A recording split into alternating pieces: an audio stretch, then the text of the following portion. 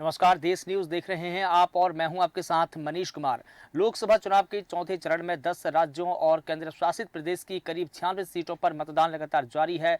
दोपहर 1 बजे तक सभी लोकसभा सीटों पर करीब 40.32% वोटिंग हो चुकी है। 3 बजे के आंकड़े फिलहाल आने बाकी है। थोड़ी ही देर में 3 बजे के आंकड़े भी आपके सामने होंगे।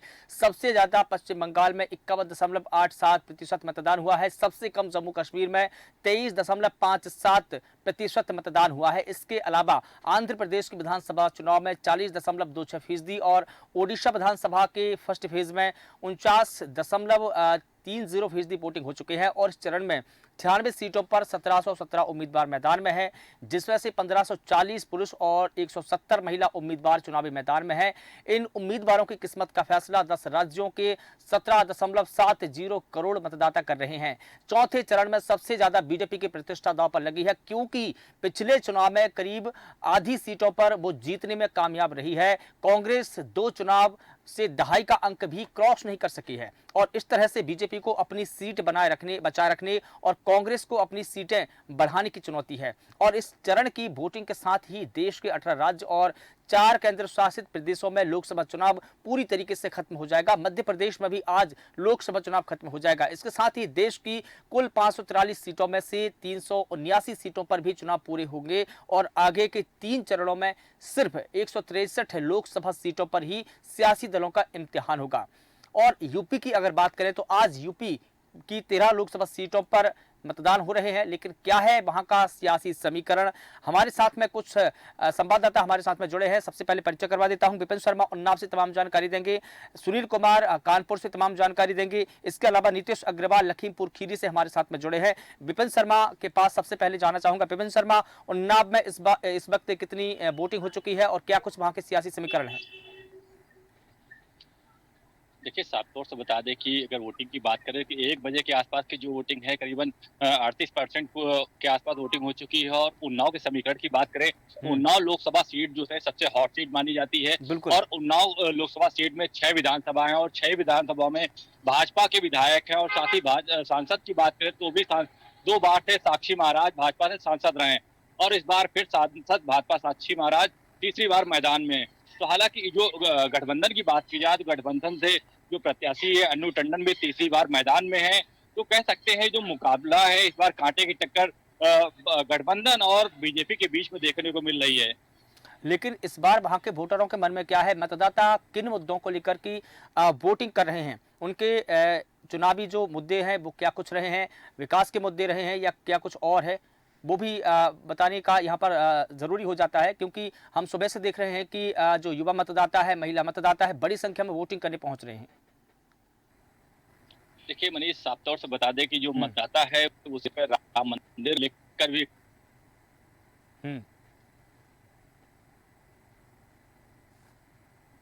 बिल्कुल। विपिन, क्या आप मुझे सुन पा रहे हैं?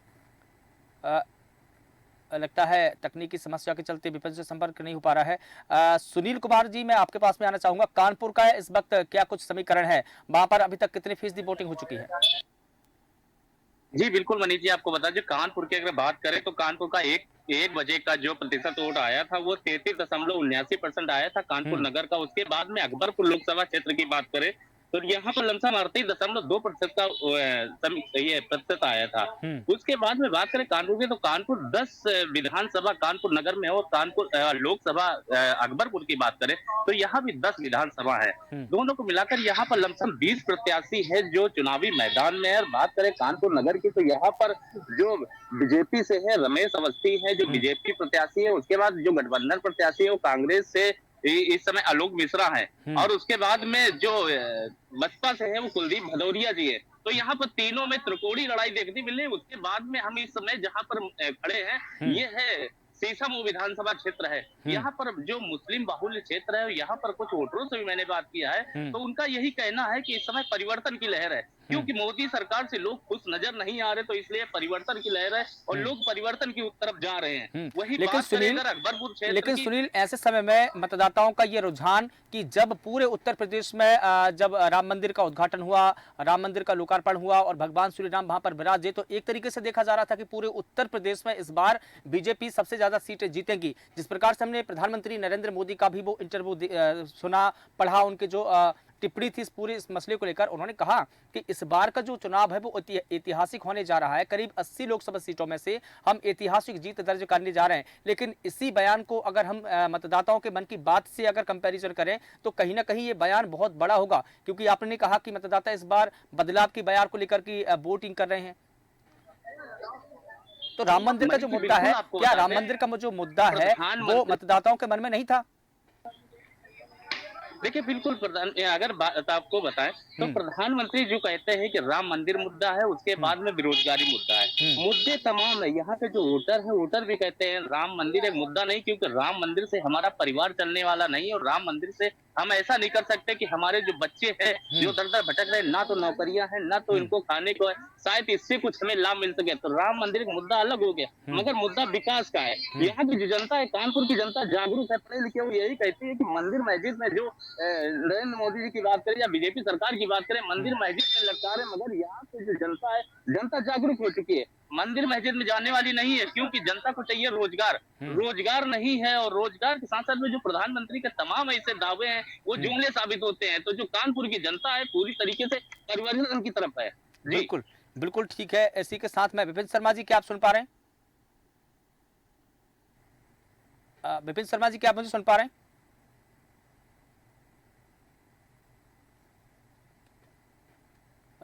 विपिन शर्मा जी, क्या आप मुझे सुन पा रहे हैं? आपकी आवाज हम तक नहीं पहुंच पा रही है विपिन जी। नीतीश अग्रवाल जी हमारे साथ में लखीमपुर खीरी से है। नीतीश जी, क्या आप मुझे सुन पा रहे हैं? मेरी आवाज आप तक आ रही है? नीतीश अग्रवाल जी, क्या आप मुझे सुन पा रहे हैं? जी, सुन पा रहे हैं। नीतीश जी, लखीमपुर खीरी का इस बार का चुनाव कैसा है? लोग सुबह से मतदान करने के लिए घरों से बाहर निकले, युवा मतदाता निकले, महिला मतदाता निकली। इस बार किन मुद्दों पर वो वोटिंग कर रहे हैं और अभी तक वोटिंग परसेंट का क्या है वहां का? देखिए, लखीमपुर खीरी में खीरी लोकसभा जो है वो वीआईपी सीट, यहाँ पर केंद्रीय गृह राज्य मंत्री सेठी चुनाव लड़ रहे हैं। उनके सामने की गठबंधन के उत्कर्ष वर्मा है जो पूर्व विधायक है, और बसपा से इनसे काला चुनाव लड़ते हैं। आज यहाँ पर तेज बारिश और ओलों के साथ वोटिंग की शुरुआत हुई है। मौसम अच्छा था, इसकी वजह से 1 बजे तक 43% से अधिक मतदान हो चुका है। यहाँ खीरी और धौरारा 2 सीटें हैं, दोनों पर 43% से अधिक मतदान हो चुका है। धौरारा की बात करें तो धौरारा में रेखा वर्मा जो है वो वहाँ पर अध्यक्ष है भाजपा की, और वो वहाँ भाजपा से चुनाव लड़ रही है, और सामने भाजपा से ही पार्टी जो है श्याम किशोर अवस्थी भाजपा से चुनाव लड़ रहे हैं, जबकि गठबंधन से आनंद भदौरिया चुनाव लड़ रहे हैं। तो दोनों जगह आज मौसम अच्छा, 1 बजे तक पोलिंग परसेंट तो बहुत अच्छा है, 45% से अधिक मतदान हो चुका है। हालांकि कई जगहों पर स्थानीय मुद्दों को लेकर जनता जो है चुनाव का बहिष्कार भी किया है, इसको बैंक अधिकारियों ने समझा बुझाकर वहां और लेकिन वहाँ लोगों के इशू क्या है, मुद्दे क्या है, उनके मन में क्या है? वोटरों के वोटर इस बार जो वोटिंग कर रहे हैं तो कुछ तो उनके मन में होगा कि वो विकास के मुद्दे पर बात कर रहे हैं या बदलाव के मुद्दे पर बात कर रहे हैं। हम लोग ने कई लोगों से बात करी, कई राजनीतिक मुद्दों को लेकर के भाजपा करने की बात कर रहे हैं, और बहुत से लोग ऐसे भी हैं महंगाई और बेरोजगारी और अन्य मुद्दों को लेकर के किसी का कटोरा कहा जाता है यहाँ पर, तो गन्ने का नुकसान भी बाकी रहता है। इसकी वजह से समस्या है यहाँ पर, तो किसान बहुत ही करता है, तो किसानों से पूरी समस्याएं हैं यहाँ पर। तो कहीं न कहीं लोग राष्ट्रीय मुद्दों को करते हैं, और कुछ लोग स्थानीय समस्याओं और महंगाई बेरोजगारी को लेकर। बिल्कुल ठीक है। और हाँ बिल्कुल ठीक है, मैं सुन पा रहा हूँ। और इसी के साथ में देखिए एक मुद्दा और बीच में उठा, अजय मिश्रा टैनी के बेटे ने किस प्रकार से किसानों का हत्याकांड को लेकर उनका नाम जुड़ा, उनका नाम आया, और इसके बाद में ये पूरा मुद्दा किसान बनाम बीजेपी का हो गया। और अभी जब हम देख पा रहे हैं कि जब लोकसभा चुनाव है तब ये माना जा रहा था कि हो सकता है कि इनका टिकट कटे, लेकिन उनका टिकट नहीं कटा, बीजेपी ने दोबारा उनको चुनावी मैदान में उतारा। तो इस बीच किसानों के मन में क्या रहा? क्या किसानों के मन में मायूसी रही?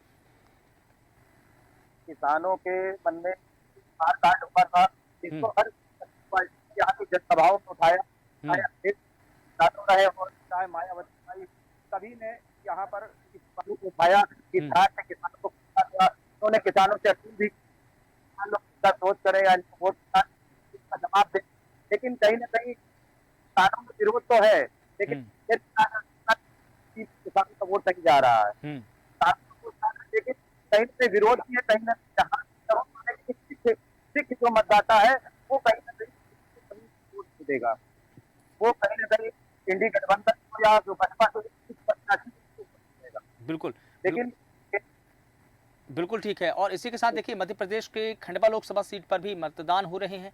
खंडवा से हमारे साथ में लोकेश पचौरी जुड़े हैं। लोकेश पचौरी जी, सबसे पहले स्वागत करता हूं, लेकिन ये भी जानना चाहूंगा कि अभी तक खंडवा में कितनी प्रतिशत वोटिंग हुई है और वहां के लोगों का इस वक्त क्या रुझान है, किन मुद्दों को लेकर के वोटिंग हो रही है?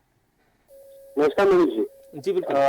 मनोज जी, अभी खंडवा में वोटिंग को लेकर जबरदस्त उत्साह है। दोपहर 1 बजे तक 48.51% वोटिंग खंडवा लोकसभा का मैं आंकड़ा बता रहा हूँ। और यहाँ पर 4 जिले जो है वो 4 जिले खंडवा लोकसभा में टच होते हैं। इसमें बागली देवास जिला आता है, खंडवा आता है, बुरहानपुर आता है, खरगोन जिला आता है।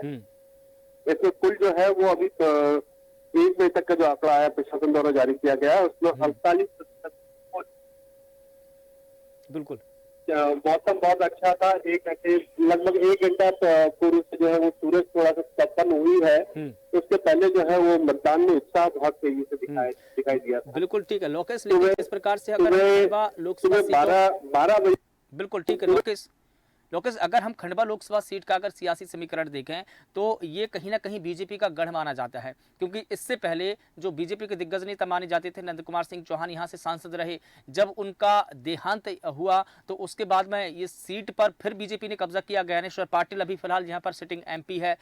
अब जब कांग्रेस ने नरेंद्र पटेल को यहाँ पर चुनावी मैदान में उतारा है तो वो कितने मजबूत है, वो ज्ञानेश्वर पाटिल को कितनी टक्कर दे पा रहे हैं? शुरू से यह बीजेपी का गढ़ रहा है। बीच में एक बार जो है वो नंद कुमार सिंह चौहान को अरुण यादव ने हराया था। यहाँ नंद कुमार सिंह चौहान का अभेद किला माना जाता रहा है इस क्षेत्र को। और उसके बाद जो है यह भाजपा कभी नहीं हारी है। बिल्कुल ठीक है। अब जो है ज्ञानेश्वर पाटिल जो है वो 2.5 साल पहले लगभग चुनाव जीता था, उपचुनाव हुआ था खंडवा में। और ज्ञानेश्वर पाटिल ने जो कांक्रीट काम किए थे। लेकिन लोकेश, एक सवाल यहाँ पर यह भी है कि जिस वक्त टिकट का बंटवारा हो रहा था और खंडवा लोकसभा सीट पर जब कांग्रेस उम्मीदवार की घोषणा लंबे समय तक नहीं हुई तो ये बिल्कुल तय माना जा रहा था कि कहीं ना कहीं अब अरुण यादव खंडवा लोकसभा सीट पर उतरेंगे और वो ज्ञानेश्वर पाटिल को टक्कर देंगे। अगर इस सीट पर अरुण यादव चुनावी मैदान में होते तो ये मुकाबला कितना दिलचस्प होता, क्योंकि दोनों ही दिग्गज हो जाते। बड़ा नाम माना जाता है कांग्रेस में अरुण यादव के आने से मुकाबला दिलचस्प जरूर होता, लेकिन एक लहर, एक भाजपा का जो गढ़ माना जाता है उसको लेकर कहीं न कहीं अरुण यादव के मन में गया था। आखिरी समय तक अरुण यादव ने यहाँ से चुनाव लड़ने से इनकार कर दिया था। अरुण यादव ने पुनः से चुनाव लड़ने की इच्छा जताई थी, लेकिन यहाँ से स्थिति यह रही, कांग्रेस का दुर्भाग्य रहा कि आजादी के बाद से लेकर आज तक यहाँ टिकट के लिए लोग मना करते रहे। ये शायद ये पहली बार ऐसा देखने को मिला कि यहाँ ज्यादातर दावेदारी सामने नहीं आए। तो उसका असर जो है चुनाव में देखने को मिल रहा है। नीरस चुनाव बोलेंगे, अभी तक का इतना नीरस चुनाव नहीं हुआ। कांग्रेस की ओर से एक भी बड़ी सभा इस क्षेत्र में खंडवा में नहीं हुई है। लेकिन बीजेपी के खिलाफ में लोकेश एंटी इनकम्बेंसी भी देखने को मिली है। जिस प्रकार से विधानसभा चुनाव यहाँ पर हुए तो जो 2 पूर्व विधायक है, अगर मैं नाम नहीं ले पा रहा हूँ तो आप समझ रहे होंगे किन की बात कर रहा हूँ, उन दोनों पूर्व विधायकों ने कहीं ना कहीं एक माहौल बनाने की कोशिश की। क्या ये सही है? गाँव के पूर्व विधायकों ने माहौल बनाने की कोशिश की, लेकिन टिकट की घोषणा के बाद जो है वो मामला पूरी तरह उलट गया। पूरी तरह संगठन ने अपने कब्जा करके चुनाव पर जो है वो ध्यान फोकस करा और बाद में जो है ऐसा विरोध की कोई खबर नहीं आई थी। बिल्कुल, लेकिन अब वो क्या इशू चुनाव में देखने को मिल रहे हैं, क्योंकि अब देखिए फाइनल सब कुछ हो चुका है, सारी तिगड़मबाजी हो चुकी है, सारी फील्डिंग्स वगैरह हो चुकी है, लेकिन अब बारी है वोटिंग की। और वोटिंग में अब जो मुद्दे हैं वो किस प्रकार से मुद्दे उछाले जा रहे हैं। कांग्रेस की तरफ से तो बिल्कुल बदलाव की बात की जा रही है, लेकिन जो बीजेपी के मुद्दे हैं, किन मुद्दों को लेकर बीजेपी खंडवा लोकसभा सीट पर चुनाव लड़ रही है? कांग्रेस से लेकर बदलाव की बात जरूर कही जा रही है, लेकिन खंडवा में जो कांग्रेस के पुराने वरिष्ठ नेता रहे हैं, पिछले भी 10 दिन का इतिहास देखें, खंडवा में पिछले 10 दिन चुनावी माहौल देखें तो पूर्व महापौर अनिमा ओवेजा, पूर्व शहर अध्यक्ष इंदल सिंह पवार, पूर्व पार्षद, 2 वर्तमान पार्षद, 1 पूर्व पार्षद, कई बड़े कांग्रेस नेता बीजेपी में शामिल हो गए। इससे कांग्रेस को स्थानीय स्तर पर भी बहुत नुकसान उठाना पड़ रहा है। ऐसे में बिल्कुल। जो लोग कांग्रेस का झंडा लेके चलते थे, जो लोग मास लीडर कहे जाते थे, उन्होंने कांग्रेस छोड़ दी। बिल्कुल। इसका पूरा प्रभाव जो है वो कांग्रेस के चुनाव प्रचार पर दिखाई दिया। बिल्कुल, लेकिन कांग्रेस कहीं न कहीं ज़मीन पर दिखाई नहीं दे रही। जिस प्रकार से हमने विधानसभा चुनावों में देखा तो एक उत्साह था कांग्रेस पार्टी में, क्योंकि जब ये कहा जा रहा था कि कांग्रेस पार्टी सत्ता में आने वाली है और पूर्ण बहुमत से कांग्रेस की सरकार बनने वाली है, उस वक़्त हमने देखा कि जो कांग्रेस के वर्कर थे, उनमें काफ़ी उत्साह दिखाई दिया और वो फील्ड पर उतरे, लोगों के बीच में गए। लेकिन अब जब लोकसभा चुनाव हो रहा है, तो वहाँ पर जो कांग्रेस की जिस तरह से जनसंपर्क होना चाहिए था, वो नहीं हो पाया है। कहीं न कहीं वो जनता से के जुड़ाव से कन्नी काट गए हैं। तो ऐसे में क्या ये लड़ाई है ना बिल्कुल एक तरफा नहीं हो जाती? खंडवा में लड़ाई एक तरफा ही दिखाई पड़ रही है। कांग्रेस के कार्यकर्ता बूथ पर भी नहीं दिखाई पड़ रहे हैं। यह खंडवा लोकसभा में 8 सीटें आती है, जिसमें 4 जिले की सीटें हैं शामिल है। इसमें देवास बागली विधानसभा देवास जिले में आता है। मानदाता पंदाना और खंडवा जो है खंडवा जिले में आता है। नेपानगर बुरहानपुर जिले में आता है। और बड़वा और बीकनगांव खरगोन जिले में आता है। खरगोन में आते हैं, लेकिन हम बुरहानपुर में भी अगर हम बुरहानपुर की बात करें, लोकेश बुरहानपुर की भी अगर बात करें तो बुरहानपुर में भी कमोबश यही स्थिति है, क्योंकि जो स्थिति खंडवा में बनी है उससे बदतर तो वहां पर बुरहानपुर में है, क्योंकि वहां तो बिल्कुल संगठन का नामो निशान तक नहीं बचा है। मैं यही बोल रहा हूँ मनीष जी कि यहाँ पर स्थिति यही है कि नरेंद्र पटेल को पहचान का संकट हो गया है। नरेंद्र पटेल ने अपनी ओर से भी कोई विशेष प्रयास नहीं किए कि वो अपना चेहरा जो है वो लोकसभा की जनता को बताए। नरेंद्र पटेल बेसिक जो है वो माने जाते हैं, वो बड़वा के क्षेत्र में प्रभाव माना जाता है, हालांकि वो चुनाव हार गए थे। बिल्कुल ठीक है, बिल्कुल ठीक है, मैं आपके पास में आऊंगा। लोकेश जी बने रहिए हमारे साथ में। सुनील कुमार जी, सीधा कानपुर का रुख करता हूं मैं। कानपुर से सुनील कुमार जी हमारे साथ में जुड़े। पिछली बार वहां पर जो वोटिंग हुई थी वो 51.62% यानी कि 6-2% वोटिंग हुई थी, लेकिन क्या लगता है कि इस बार वोट परसेंटेज बढ़ेगी? क्योंकि चुनाव आयोग तमाम प्रकार की सुविधा दे रहा है, तमाम प्रकार के इंतजाम किए हैं, और जो चुनाव आयोग ने इस बार जो मतदाता है उनको बूथों तक लाने के लिए बहुत सारा खर्च किया है। क्या लगता है इस बार की वोटिंग परसेंट वहां पर बढ़ेगी? आधी ही वोटिंग परसेंट पिछली बार हुई थी। देखिए मनीष जी, बिल्कुल बता दें, अगर बात करें कानपुर की, तो वोटिंग प्रतिशत बढ़ाने के लिए जो कानपुर जिला अधिकारी है और उसके बाद में जो प्राइवेट जो एनजीओ के लोग हैं और जो आम आदमी है, वो भी वोटिंग प्रतिशत बढ़ाने के लिए तमाम कवायद कर रहा है। कानपुर की बात करें या स्कूल, कानपुर में जो स्कूल संस्था जो तमाम तरीके की चीजें, उन लोगों ने मिलकर एक संगठन बनाया, संगठन बना के कि वोटिंग प्रतिशत और अच्छा हो। स्कूल के छोटे छोटे बच्चे हैं, उन्होंने एक रैली निकाली है। रैली के साथ साथ में उन्होंने ये कहा कि वोटिंग प्रतिशत अच्छी होने के साथ साथ में अगर वोटिंग प्रतिशत अच्छी होगी, वोटिंग प्रतिशत अच्छा होगा, तो हमारा नेता भी सही से चुना जाएगा। ठीक है, नेता भी सही से चुना जाएगा। सुनील, क्या इस बात का इससे असर पड़ेगा कि पिछली बार बीजेपी के जो उम्मीदवार थे वो सत्यदेव पचौरी थे, जो बीजेपी के टिकट पर चुनाव लड़े थे, लेकिन अब यहाँ पर उम्मीदवार बदल दिया है, क्या इसका प्रभाव पड़ेगा? इस बार रमेश अवस्थी को बीजेपी ने उम्मीदवार बनाया है। बिल्कुल, आपको बता दें मनीष जी, जो पिछली बार थे सत्यदेव पचौरी थे, कानपुर नगर से लोकसभा जो प्रत्याशी थे, वो सत्यदेव पचौरी थे। उसके बाद में इस बार जो वही पत्रकार है रमेश अवस्थी को बनाया है। उसके बाद में अगर विपक्ष की बात करें इंडिया गठबंधन से, तो आलोक मिश्रा है, और जो बसपा से बात करें तो बसपा से आलोक मिश्रा जी है और कुलदीप भदौरिया है जो बसपा से हैं। अगर इसमें ये बात करें कि जो पिछले प्रत्याशी थे तो उनको देखते हुए यहाँ पे समीकरण चेंज हो गया है, क्योंकि बात करें बीजेपी में कुछ ही गुटबाजी हो गई है, क्योंकि जो प्रत्याशी बाहर होने के कारण से कुछ लोग यहाँ पे खासा नाराज भी नजर आ रहे हैं। और उसके बाद में जो आलोक मिश्रा है, क्योंकि सपा और आम आदमी पार्टी और जो कांग्रेस का जो गठबंधन है, गठबंधन के प्रत्याशी है, तो सीधा टक्कर दोनों में देखने को मिल रही है। इसमें तीसरा कोई नजर नहीं आ रहा है। ठीक है, लेकिन तीनों ही पार्टियों ने इनसे भी समझने की कोशिश करेंगे क्या है इनके मुद्दे हैं, किन मुद्दे के आए हैं लोग, आपका क्या मुद्दे के हैं, कैसा प्रधानमंत्री चुनेगा वोट डाल के आए हैं? प्रधानमंत्री जो कम से कम दर महंगाई लिया है, आज 1100 रुपए का सिलेंडर है। प्रधानमंत्री ये देखना चाहिए, यही मुद्दों को लेकर सारी जनता पूरे हिंदुस्तान में वोट डाले। परिवर्तन की लहर समझ में आ रही है। क्या नाम है आपका? मेरा नाम मोहम्मद तौसीफ रजा है। हम लोग नौजवान हैं, हम लोग सिर्फ ये चाहते हैं कि सरकार या कांग्रेस की हो या भाजपा की हो, हमको चाहिए। हमारी क्वालिफिकेशन होने के बाद भी हम लोग बेकार हैं, लाचार हैं, 5,000-6,000 रुपए पे नौकरी करने को मजबूर हैं। 5 किलो राशन के लिए हम लोग पूरा दिन लाइन लगाए रहते हैं। अगर 5 किलो राशन हम लोग लेते हैं 200 रुपए का मिलता है, तो कहीं नौकरी करते हैं तो 300 रुपए मिलते हैं। अब 300 रुपए का खर्चा करके 200 रुपए का राशन लेंगे, वो में और अगर राशन की क्वालिटी देखा जाए तो वो 200 रुपए की भी उसकी क्वालिटी नहीं है, उसकी क्वालिटी मात्र अगर होगी तो 70 रुपए की होगी। हमको रोजगार चाहिए, इसलिए हमको ऐसा प्रधानमंत्री चाहिए जो देश में एक बदलाव पैदा हो, और बदलाव के साथ साथ हम ऐसा चाहते हैं जिससे हर क्षेत्र में बदलाव हो, चाहे वो स्टूडेंट्स लाइफ में हो, चाहे वो रोजगार हो, चाहे वो कारोबार हो, छोटे दर्जे के कारोबारी हैं, रेली पटरी वाले हैं, ठेले वाले हैं, सभी लोग बदलाव चाहते हैं देश में, क्योंकि देश किस स्थिति में जा रहा है, किस ओर जा रहा है देश, ये सभी लोग इस चीज से वाकिफ है। और जो गठबंधन की सरकार इस बार बनी है उसमें आप देख रहे हैं कि लोगों का रुझान जो मेजोरिटी और माइनॉरिटी की जो बात होती थी उसमें इस वक्त एक बड़ी मेजोरिटी का जो एक रुझान है वो भी काफी हद तक बदला है, और मेरी समझ। देखिए, ये युवा वोटर हैं, तमाम तरीके की बातें, क्योंकि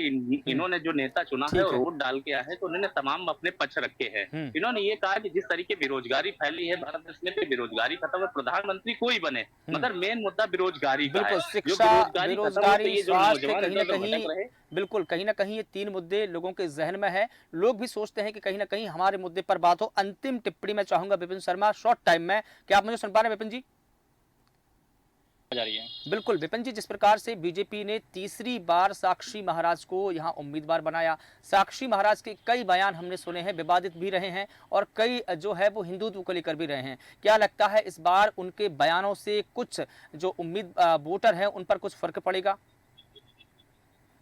देखिए मनीष, बता दें कि जिस तरह से सांसद साक्षी महाराज लगातार बयानबाजी करते जा रहे हैं, उसको लेकर जो गठबंधन के प्रत्याशी हैं वो काफी गंभीर हैं और जमीनी मुद्दों को लेकर वो बात कर रही हैं और जमीनी मुद्दों को लेकर वो लगातार जनता के बीच में है। तो इसको लेकर जो वोटर्स है वो इस बार मूलभूत सुविधाएं जो है उसको लेकर बातें कर रहा है, मूलभूत समस्याएं हैं उनको लेकर बात कर रहा है। तो तमाम मुद्दों के साथ इस बार जो वोटर्स है अपना मतदान कर रहा है। तो सीधे तौर पर कह सकते हैं कि जिस तरह से 2 बार से लगातार देश न्यूज लगातार इस बात का जिक्र करती चली आ रही है कि जिन गाँव को उन्होंने गोद ले रखा था उस गांव में विकास कार्य की बात किया तो वहां से विकास नहीं हो पाया। बम्पर वोटिंग हो रही है, बिल्कुल बम्पर वोटिंग हो रही है। विपिन, क्या लगता है आपको कि पिछली बार यहाँ पर 56% ही वोटिंग हो पाई थी, क्या 60 का आंकड़ा पार करेगी या क्रॉस करेगी? देखिए कहना मुश्किल होगा, जो अंदाजा लग रहा है तो कहीं न कहीं के लमसम पहुंचना जरूर बताया जा रहा है, क्योंकि जिस तरह से चुनाव आयोग ने तमाम तरह की तैयारियां कर रखी हैं, तमाम लोगों जो वोटर्स हैं उनको लुभाने की कोशिश की जा रही है। लेकिन उन्नाव सीट की बात करें तो उन्नाव सीट पर भाजपा सांसद साक्षी महाराज का लगातार विरोध जारी है और कई ग्रामीण ऐसे में क्या अशोक पांडे जो बसपा के उम्मीदवार है वो त्रिकोणीय मुकाबला बना पाने में सक्षम है? क्योंकि हमने यहाँ भी देखा है कि बसपा का भी वोट बैंक है। साक्षी महाराज के जो बयान सामने आए, कहीं ना कहीं बीजेपी को नुकसान होने की संभावना है, लेकिन गठबंधन ने अन्नू टंडन को यहाँ पर उतारा तो बसपा ने यहाँ से अशोक पांडे को उतारा है। क्या ये त्रिकोणीय मुकाबला होगा या सिर्फ बीजेपी और सपा के बीच में मुकाबला होगा? देखिए मनीष जी, जिस तरह से भाजपा प्रत्याशी हैं अशोक पांडे जी, अगर त्रिकोणीय मुकाबले की बात की जाए तो त्रिकोणीय मुकाबला देखने को नहीं मिल रहा है। हालांकि कुछ क्षेत्र ऐसे हैं, कुछ विधानसभा ऐसी हैं जहां पर त्रिकोणीय मुकाबला जरूर देखने को मिल सकता है। लेकिन की बात करें जो उन्नाव लोग की बात, उन्नाव सीट तौर पे जो मुकाबला है दिख रहा है और गठबंधन के बीच में जो सपा सीधे तौर पे टक्कर हमने देखने को मिले। ठीक है, अंतिम टिप्पणी 2019 के नतीजे अगर हम देखें तो अरुण शंकर शुक्ल सपा से उम्मीदवार बनाए गए थे, अन्नू टंडन जो है कांग्रेस के उम्मीदवार बनाई गई थी, लेकिन अब संयुक्त रूप से अन्नू टंडन जो है संयुक्त रूप से उम्मीदवार है। गठबंधन की जरूर बनाई गई है, तो इस बार जो सपा और कांग्रेस का जो वोट बैंक है पूरी तरीके से वो सपा के पक्ष में आ रहा है। और सीधे तौर पे इस तरह से जो गठबंधन उनकी बसपा की बात करें तो जो बसपा जो है वो जरूर काम कर रहा है, उसका फायदा जो है सपा को मिलने वाला है। जी बिल्कुल ठीक है। तमाम जानकारी और तमाम अपडेट्स के लिए आपका बहुत शुक्रिया। तो बता दें कि देश के 10 राज्यों की 96 लोकसभा सीटों पर लगातार वोटिंग जारी है। बम्पर वोटिंग होने की इस बार संभावना है। बता दें कि 1700 उम्मीदवार इस बार मैदान में है, लेकिन बीजेपी के पास में चुनौती है, क्योंकि 2019 के लोकसभा चुनाव में बीजेपी ने यहाँ इन सीटों पे सर्वाधिक सीटों पर जीत हासिल की थी। तो बीजेपी के पास में अपना गढ़ बचाने की चुनौती है, तो वहीं कांग्रेस के पास में सीटें बढ़ाने की चुनौती है। देखना होगा कि इस बार की जो वोटिंग हो रही है किसके गढ़ में सेंध लगाएगी और किसको मायूसी और किसके दामन में खुशहाली लेकर आएगी। फिलहाल देश न्यूज़ के खास कार्यक्रम में बस इतना ही। मुझे दीजिए इजाजत। नमस्कार।